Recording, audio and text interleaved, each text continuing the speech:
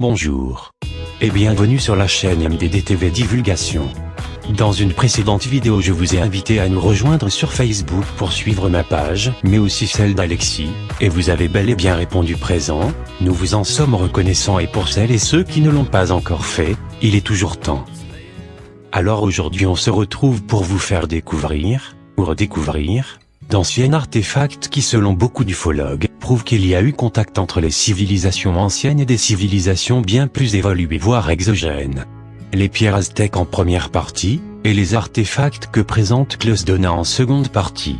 Merci de cliquer sur le magnifique pouce bleu, afin que cette divulgation atteigne un maximum de monde. Bon visionnage. Didier. Ces anciens objets aztèques sont-ils la preuve d'une vie extraterrestre? Plusieurs familles de descendants de la civilisation aztèque ont collecté d'anciens objets. La plupart des objets représentent des visages allongés avec de grands yeux. Ils ont été fabriqués à partir de métaux précieux tels que l'or et le cuivre.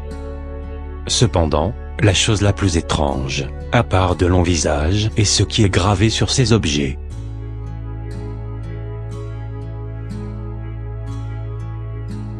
Il y a des dessins qui évoquent des comètes et des engins spatiaux. Bien qu'il y ait du carbone, les spécialistes peuvent affirmer avec confiance qu'ils n'ont pas été fabriqués par des techniques modernes. Les reflets renvoyés par les objets ne sont pas le fait d'un vernis. Cela donne un peu plus de crédibilité aux pièces analysées. Certains chercheurs ne peuvent pas expliquer l'origine de ces objets étonnants. Les pièces n'ont pas encore été examinées à fond, et c'est clairement quelque chose que les scientifiques devraient étudier plus. Ces artefacts mystérieux représentent-ils une preuve claire et convaincante de la présence d'une civilisation extraterrestre dans les temps anciens, civilisation qui serait entrée en contact avec les Aztèques et peut-être d'autres civilisations? Partie 2, artefacts de la Sierra Leone. Le Sierra Leone est un petit pays d'Afrique de l'Ouest coincé entre l'océan Atlantique, la Guinée et le Libéria. Les Nomoli ou Nomori ont été trouvés sur les terres et champs des tribus Temne, les Mindé et les Sherbro, et elles présentent des similitudes avec le pomme d'eau des Kishi de Guinée. Elles sont faites en stéatite, une pierre presque aussi souple à travailler que le bois. En cherchant des diamants en Sierra Leone, Afrique occidentale, des indigènes firent des découvertes inattendues. Ils tombaient régulièrement sur des sculptures en pierre hautes de 40 à 70 cm. La provenance de ces nomoli est indéterminée. Certains d'entre eux ont été découverts à des profondeurs de 50 mètres. Cela signifie qu'elles pourraient avoir 17 000 ans. Une datation qui ne correspond pas aux découvertes faites à ce jour par l'archéologie. Le professeur Pitoni a toujours récupéré un matériau organique sur le lieu même de la découverte, et la datation de ces artefacts en pierre s'échelonne de 2500 à 17 000 ans pour le plus vieux. Vous avez là un homme très grand assis sur un éléphant, puisqu'il y a également des légendes de géants dans toute l'Afrique. Vous connaissez la taille d'un éléphant. Le travail de la pierre est remarquable, l'objet est très dur et très lourd. Certains artefacts représentent aussi des humains ou semi-humains à tête de reptiles, étonnant une sorte de peau où ils pourraient mettre quelque chose. Au sommet de plusieurs nomoli se trouve également un trou, pour y entrer quelque chose. Ils étaient très probablement utilisés pour les cérémonies. L'une d'entre elles, parmi les plus âgées, détenait en elle, dans une cavité, une petite sphère métallique. Quand le professeur Pitoni a trouvé cette statue, elle émettait un drôle de bruit. Il l'a donc ouverte et on a trouvé à l'intérieur une petite bille noire. Vous pouvez la voir au pied de la statue, en haut à droite. Elle était en métal ferreux. L'expert en musée et artefacts Closdona. Au moment des recherches sur cet artefact, et sur cette bille de métal plus particulièrement, le professeur m'a appelé le lendemain matin, pour me dire qu'on avait dû me faire une mauvaise plaisanterie. Pourquoi? Ai-je demandé.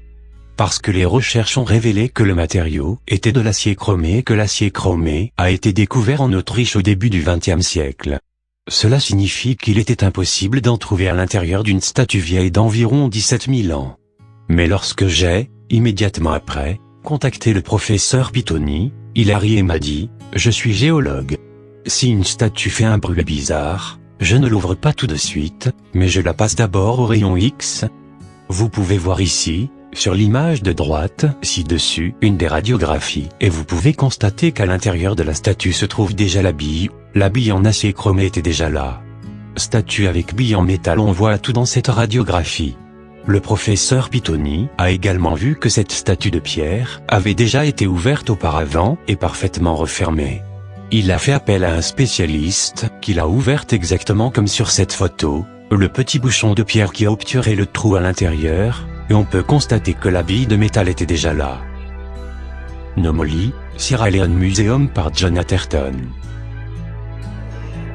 Nomoli, Monde Sierra Leone, par J.L.